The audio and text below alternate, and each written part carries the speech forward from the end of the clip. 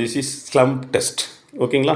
Patient வந்து ஒரு high stool, சேரு இல்லை கட்டிலில் இந்த மாதிரி ஃப்ளாட்டாக உட்காந்துட்டு கையை பின்னாடி கட்டிக்கிட்டாங்க பார்த்தீங்களா, வச்சுக்கிட்டு வலது காலில் வலின்னு சொல்லிட்டார். வலது கால் நல்லா தூக்குங்க, ஸ்ட்ரைட்டாக தூக்கி பாதம் உங்களை நோக்கி டெம்பராக இருக்கணும், 5 வரலும் நல்லா ஸ்ட்ரைட் பண்ணுங்கள்.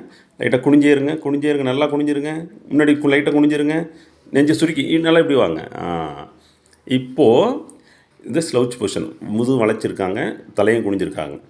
இப்போ அப்படியே மெதுவாக அண்ணாந்து நிமிருங்க, முதுகுலாம் ஸ்ட்ரைட் பண்ணுங்கள், நல்லா நிமிருங்க, முதுகு ஸ்ட்ரைட் பண்ணி நிமிருங்க, விரைச்சி நிமிருங்க.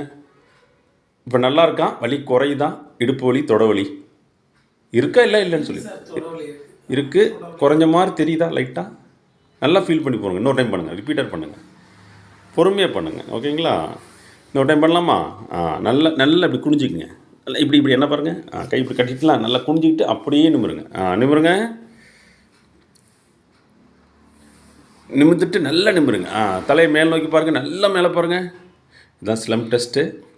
இந்த வலி குறைஞ்சிதுன்னா, கொஞ்சம் குறைஞ்சா கூட பாசிட்டிவ்னு அர்த்தம். இடுப்பு வலியோ தொட வலி வலி இறங்குறது குறைஞ்சிச்சுன்னா பாசிட்டிவ். கொஞ்ச நாச்சும் வித்தியாசம் தெரியுதா? இருக்குது, கொஞ்சம் மாற்றங்கள். சரி, பரவாயில்ல, இருக்குன்னா இல்லைன்னு சொல்லுங்கள். ரைட்.